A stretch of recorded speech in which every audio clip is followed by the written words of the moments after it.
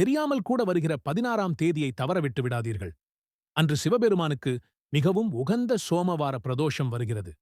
இந்த நாளில் இந்த ஒன்றை மட்டும் செய்தால் போதும், சிவபெருமானின் அருள் முழுமையாக கிடைக்கும்.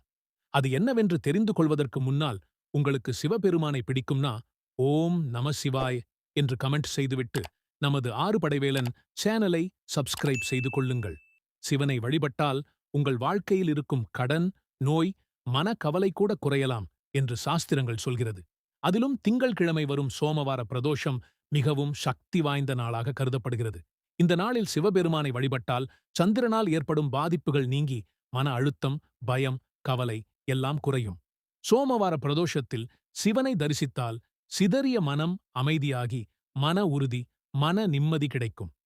பிரதோஷ காலத்தில் ஈசனை தரிசிப்பதால் முந்தைய பிறவிகளில் செய்த பாவங்களும் நீங்கி புண்ணியம் சேரும் என்று புராணங்கள் கூறுகிறது. மேலும் ஜாதகத்தில் இருக்கும் ராகு கேது தோஷம், சந்திர தோஷத்தினால் ஏற்படும் பாதிப்புகள் குறையும். கடன் தொல்லைகள் குறைந்து வாழ்க்கையில் நிம்மதி அதிகரிக்கும். இந்த நாளில் மாலை 4:30 மணி முதல் 6 மணி வரை பிரதோஷ காலத்தில் சிவாலயத்திற்கு சென்று நந்திதேவர் மற்றும் சிவபெருமானை தரிசிப்பது மிகச்சிறந்தது. ஆகையால் உங்கள் வீட்டில் அருகில் உள்ள சிவன் கோவிலுக்கு சென்று வழிபாடு செய்யுங்கள். இதுபோன்ற மேலும் பல ஆன்மீக தகவல்களை தெரிந்து கொள்ள நமது ஆறுபடை வேலன் சேனலை சப்ஸ்கிரைப் செய்து கொள்ளவும்.